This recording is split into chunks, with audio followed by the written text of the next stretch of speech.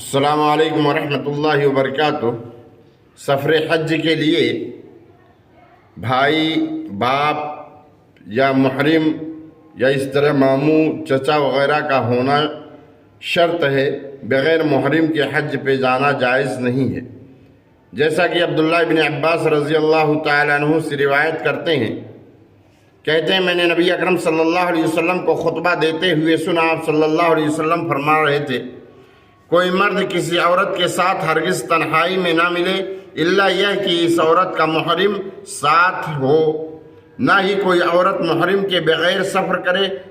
ایک آدمی کھڑا ہوا، اس نے عرض کیا، یا رسول اللہ صلی اللہ علیہ وسلم، میری بیوی حج کے لیے چلی گئی ہے اور میں نے فلاں فلاں غزوے میں اپنا نام لکھوا دیا ہے۔ آپ صلی اللہ علیہ وسلم نے ارشاد فرمایا، جاؤ اس کے ساتھ حج کرو۔